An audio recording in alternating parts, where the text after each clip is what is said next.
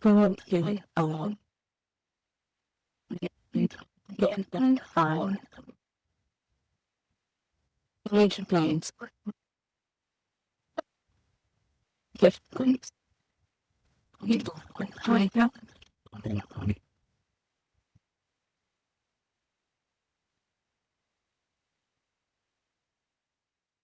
Hey guys, welcome back to another episode of the Severance Cycle podcast.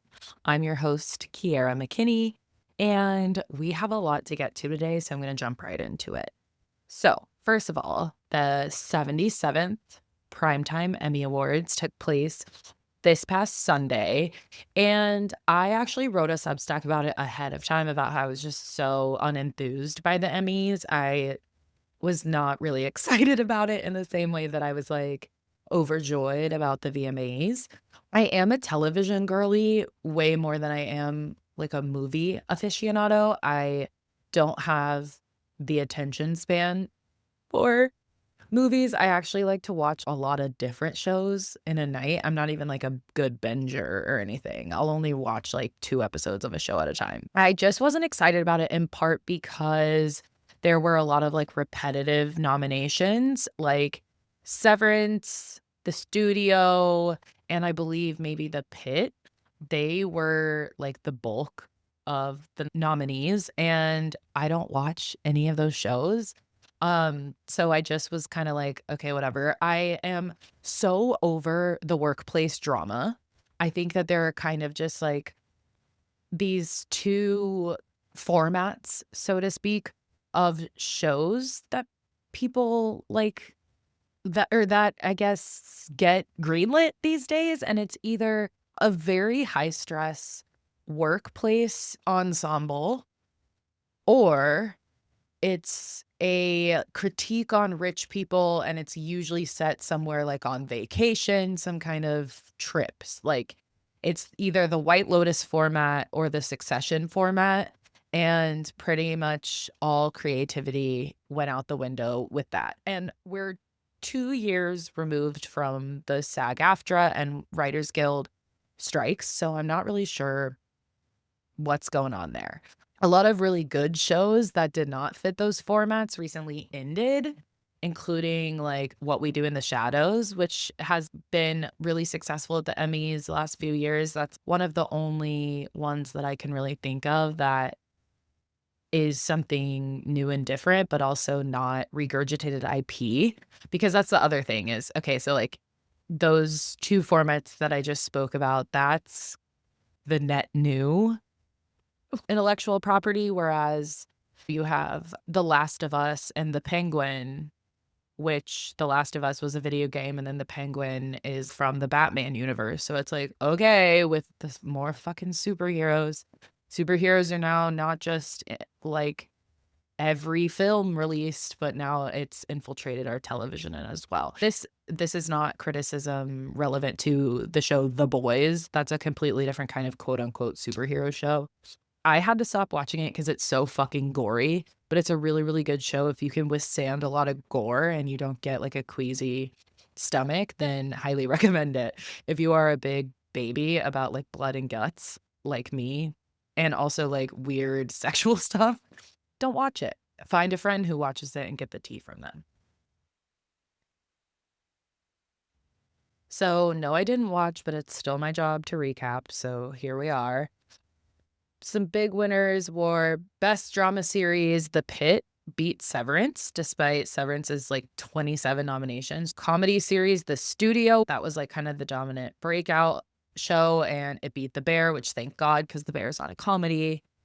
For Best Limited Series, that went to Adolescence, that Netflix show that I believe is Scottish. Also, like, Best, I believe, was it, like, Supporting Actor in a Limited or Anthology Series, went to the person who played the dad in that show, and if you haven't watched Adolescence on Netflix, please go watch it. It's about incel culture.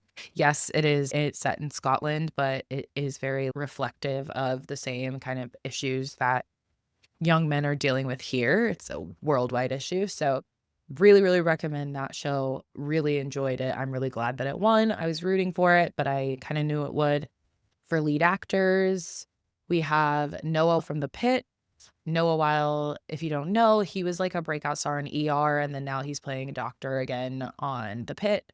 Britt Lauer won for Severance. She looked gorgeous, but you couldn't pay me to watch that show. I'm sure it's cool, whatever. Couldn't be me.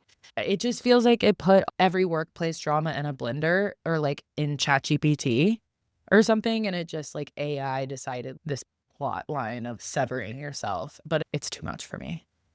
Jean Smart and Hannah Einbinder both won for Hacks. I was very excited about that for both lead and support. Jean has been on a streak. Like, I don't think she's lost since the show was on the air. And I love that show. It's like my favorite show on the air right now beside HBO. Obsessed. Hacks, The White Lotus. The White Lotus like didn't win anything, but that's okay. It was tough competition, I guess, even though every show kind of was just a ripoff of them, but whatever. Jeff Hiller won for Somebody Somewhere. I haven't watched that, but I have heard great things. Merritt Weaver won for Severance for a guest role, and so did Sean Hatosi on The Pitt. The Studio broke a record with 13 wins in a single season. They also had 23 first season nominations. That's Seth Rogen's workplace drama. Even just the names. Why are all the names boring? The Pitt, The White Lotus, Hacks. Hacks is a great one because it's smart. But the others, it's like, I guess The White Lotus also makes sense because that's the only thing that stays constant from season to season. So I'll give Mike White that one. Some other firsts, Trammell Tillman was the first Black man to win for supporting actor in a drama. I think that's fucking crazy. It's 2025. Anyway, he's also gay. So I think I read one place that he was the first openly gay actor to win that award, but that doesn't sound right. So maybe just gay and Black, which would make sense because if you're the first Black guy, you're definitely the first gay Black guy. And then Owen Cooper from Adolescence, he's age 15. It was the youngest male actor to ever win at the Emmys, and he deserved it. He fucking freaked me out. Go watch Adolescence. And then Noah Weil, this was his first Emmy win 26 years after his first nomination for ER. There's a big, basically, showdown the whole time between The Pitt and Severance. The Pitt kind of won out, which really surprised me because Severance, like, really swept last year. And now, like, I have to get into the Nate Bargatze at all. Why the fuck did they have him host? He is about as interesting as a piece of toast. I get it, you know, like clean comedy, more palatable, better for TV. Sure, I can see that. It's just that everything is delivered in a monotone. Even his facial expressions don't really change. Like, he is not the right person for hosting. And I'm not saying he's not funny. Sure, he has some good jokes, but he did not possess the necessary charisma to make the Emmys feel like a prestige Academy Award program with some like levity. He just didn't have the right sauce. I know we're all tired of late night hosts hosting, but I really would have preferred to see like a Jimmy Kimmel or somebody who knows how to work a crowd, Tammy Joe and your Uncle Dave, but like a crowd made up of the world's best television actors. Like, what are we doing? But overall, even though he kind of flopped, and I've seen a few think pieces about it, and I was like, duh, could have told you that, and did in my newsletter last week. But despite that, the Emmy had the highest viewership in the last 4 years, which is great. Award shows are back.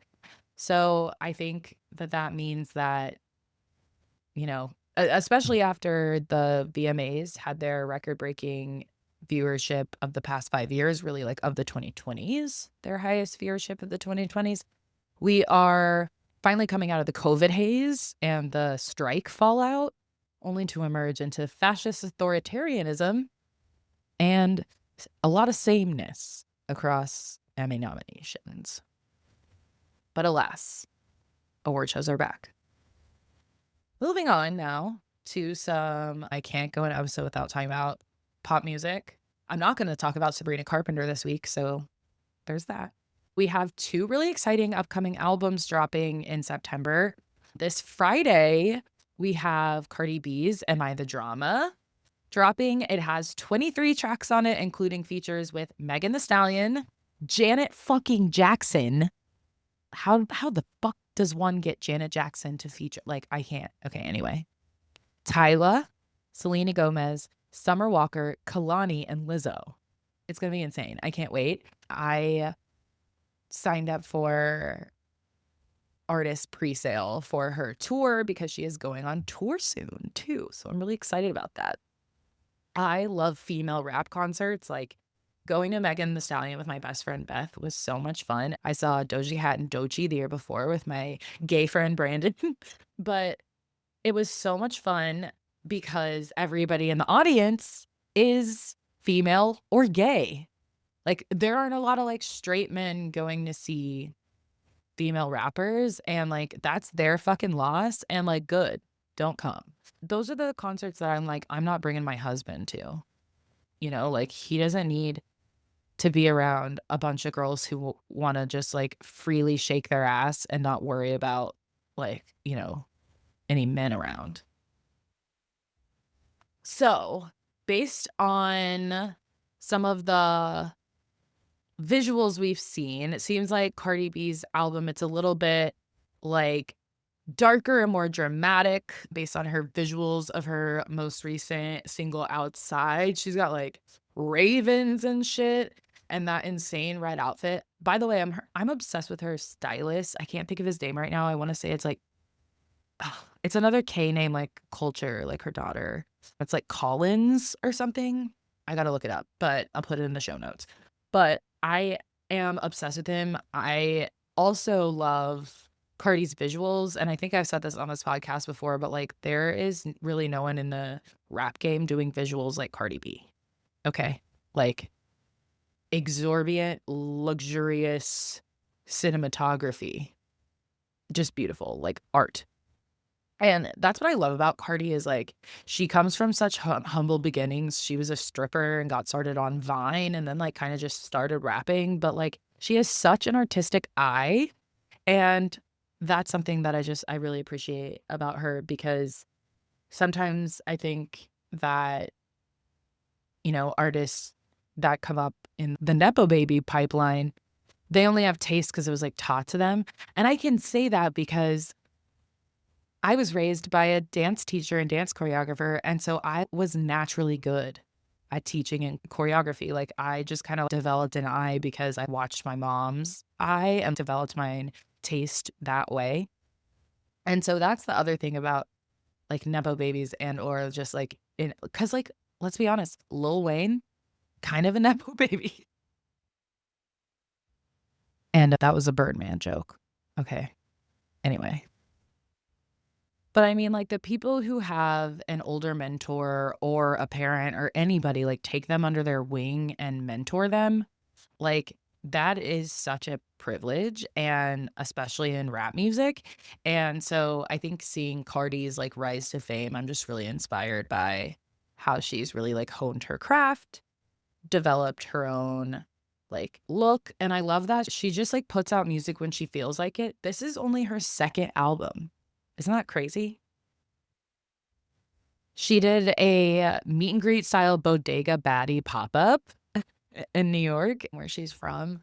And I thought that was a really fun way to promote the album. It reminds me of Sabrina Carpenter having her little listening parties all over the world where she invited her fans to come listen. I really love the way that artists are finding authentic touch points in order to connect with their fans beyond just, you know, throwing up a countdown on your website and asking people to buy variants online. I like that people are actually making an effort to connect with the people that have made them famous. And then Doja Cat's album, which I've been talking about frequently, drops on September 26th, produced mainly by Jack Antonoff and Y2K. So it's going to be a little bit different from her typical sound, but she has said that she is going back to the kind of like Planet Her and Hot Pink sound after the darker Scarlet album. Upcoming album we know is like pretty retro pop, very 80s inspired. Think Prince, think Janet Jackson. Speaking of Janet Jackson, and she's kind of teased that it's going to be a little bit more like romantic and a little bit more emotional storytelling, hence Jack Antonoff's involvement. Her world tour begins November 18th in New Zealand, so both these girls will be touring. And I'm really excited about these albums being released back to back.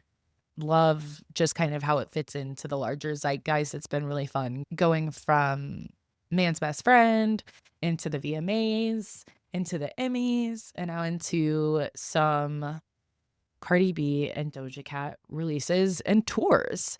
I'm really excited to see their visuals come to life and what their stage production looks like. And that's one thing I will also credit to Taylor Swift and also Beyonce, because on the Eras Tour and the Renaissance Tour, which were, that was a really expensive time for us racial folks. During that time, you were always just like dying to see like what the next show looked like. And like, I think also just when the tours kicked off, the way the visuals just like spread like wildfire, and seeing all the like stunts and the choreography and whatnot was really fun. Oh, and the outfits, of course, the outfits. So I'm excited for kind of that same vibe here with Doja and Cardi instead of Taylor and Beyonce. So very exciting. Well, that's all I have for you today. Tune back in next week and we'll be discussing the Cardi B album and some updates from Fashion Month. New York Fashion Week was last week. Then we're moving into, I believe it's Paris, then London, then Milan. But I could have just totally fucked that up. But yeah, so we'll be talking more about some fun fashion things and the new album. So I'll see you back here next week. Love you so much. Bye. Formulaic.